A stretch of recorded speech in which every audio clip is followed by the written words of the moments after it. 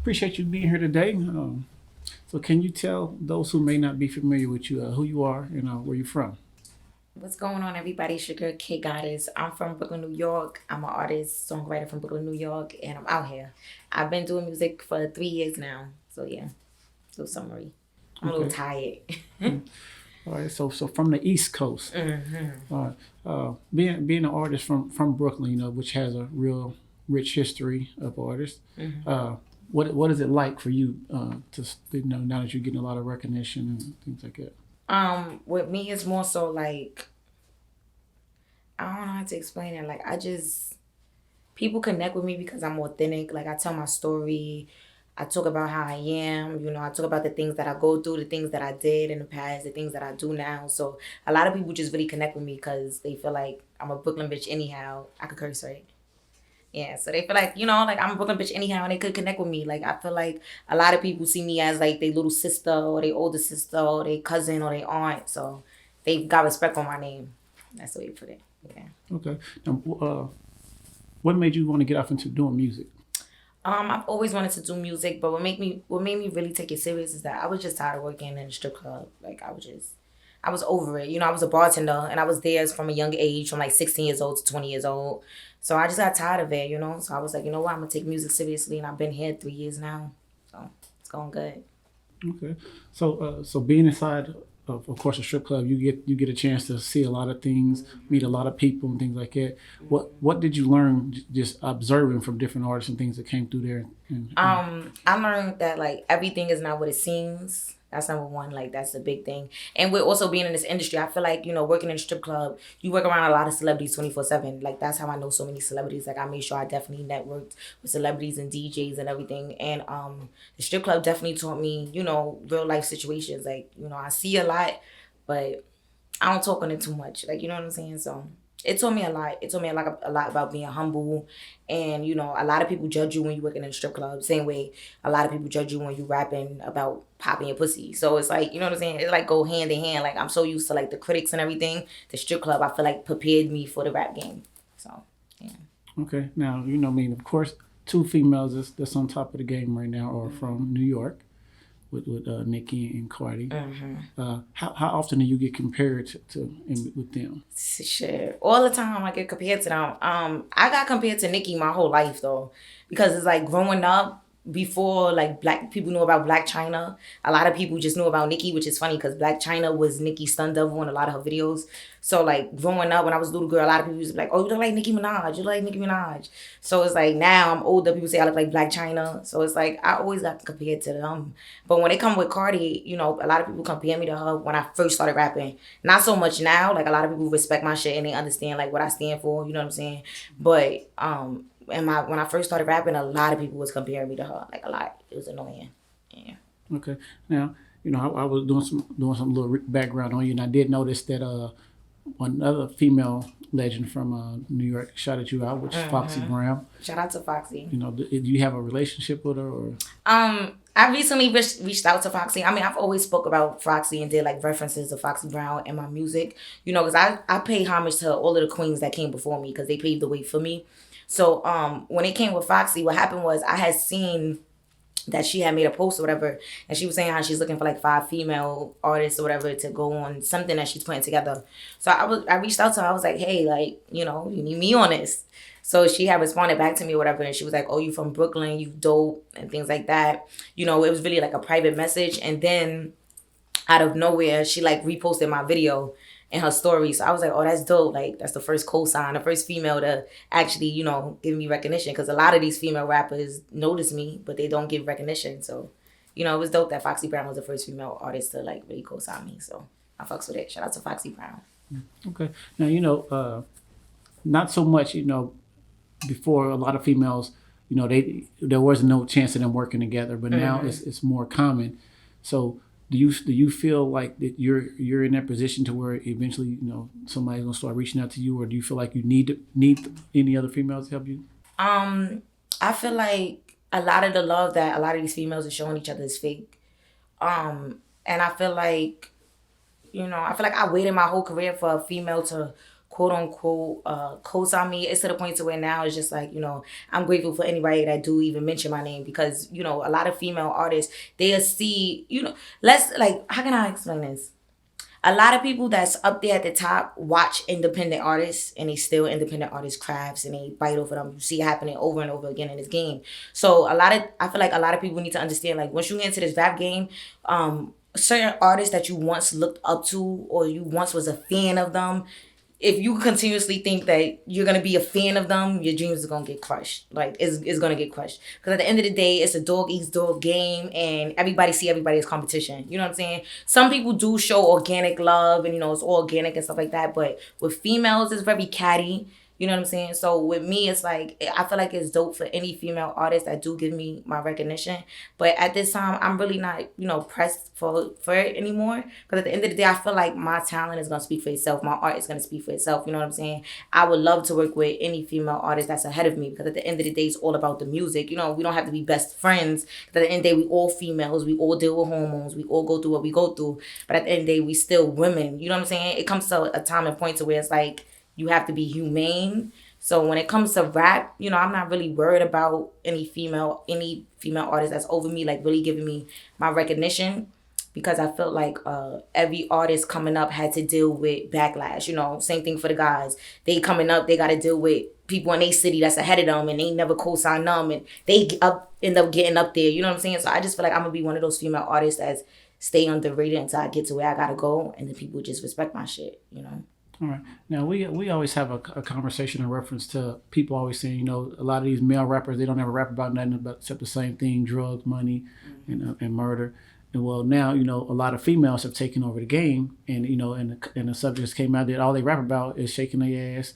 And, so as far as it's your craft, are you bringing more to the game than just that? Or I feel like a lot of people misconstrue that a lot at times, because I listen to every female rapper when they drop. Like, I'm not a hater. Like, you know what I'm saying? I love music.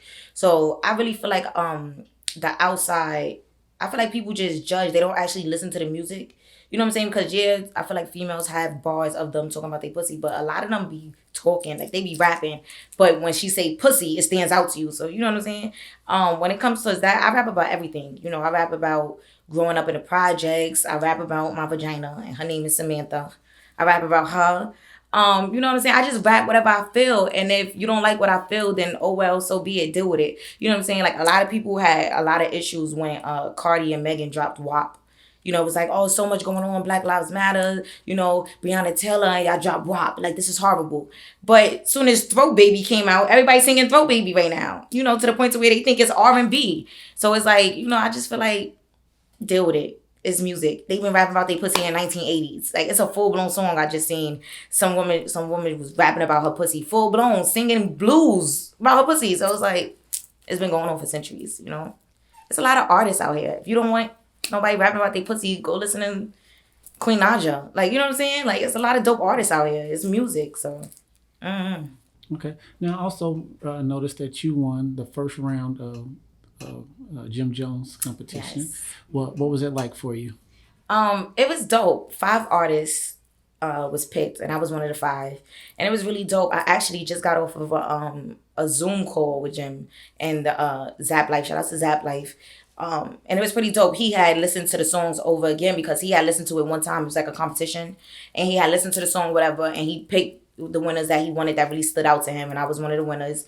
And me and him, we had spoke on a Zoom conversation recently, and he had played the song over, and then he asked to hear more of my music, so he ended up picking 2 of my songs. I'm the only person that he put 2 of the songs on the tape, so it's really dope.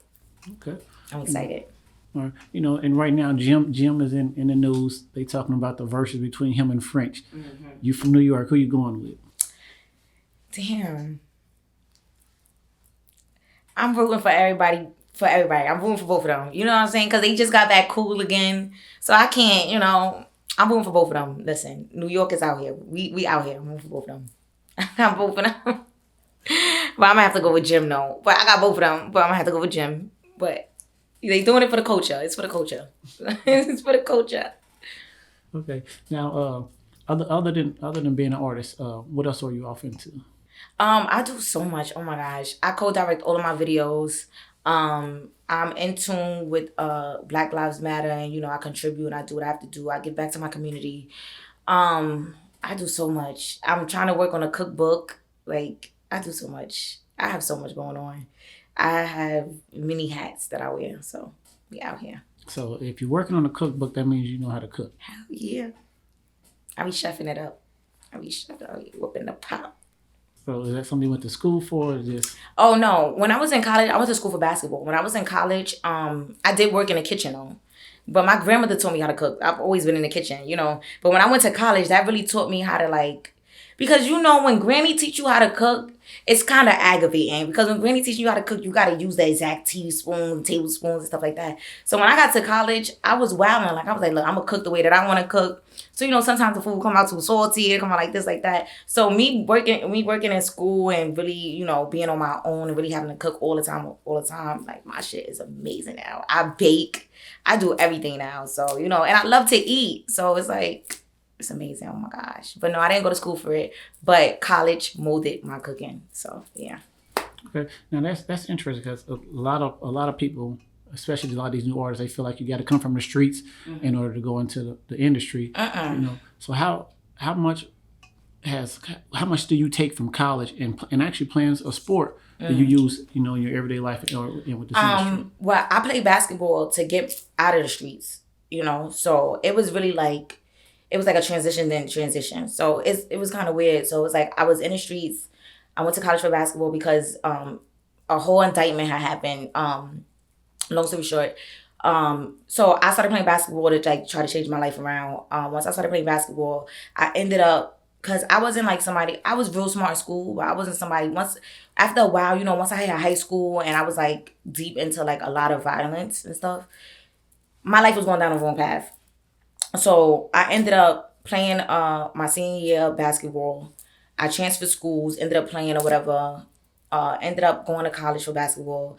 And then once I got there, I didn't know what major I wanted to do. Because I was just like, I'm just here to play ball. And everybody kept telling me, like, you have to be in college for school. And I was like, I'm here to get out the hood. Like, I'm just here to play ball. I just want to play ball. If I got to go sit in classes and pay attention, I'm going to sit in classes. But I'm here to play ball. So I kept my grades up to stay on the team. I really didn't care for school. Like I feel like college wasn't really for me, but I do want to go back now that I had the experience.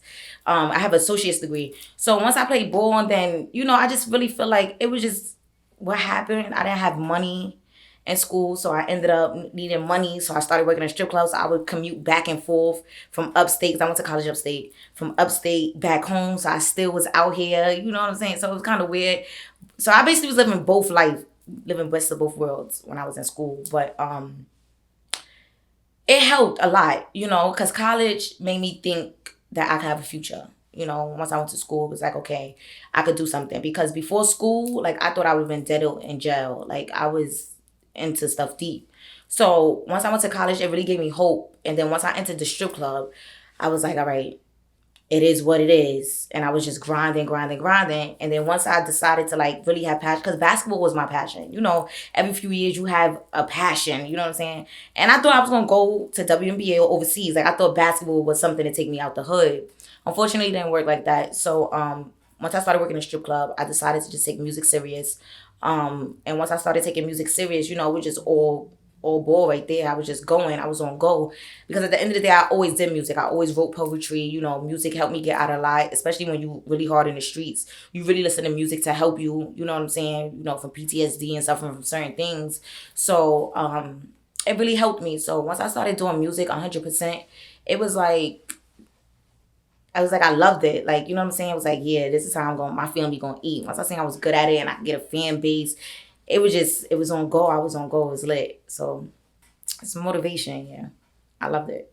Okay. Now, there's a saying, that music imitates life, and like right now, there's a lot of artists getting killed because they're trying to live that certain life and they're putting it in their music. How much does your music imitate your life? My music imitates my life too much. That's the way you put it. My music imitates my life too much. In my music, I talk about 100% everything that I deal with. Yeah, that's what I'm gonna say. Okay. Now, social media. How effective was that for you in your career? It was very effective. I mean, social media played a big part. If it wasn't for social media, well, I can't even say that because I'm a hustler.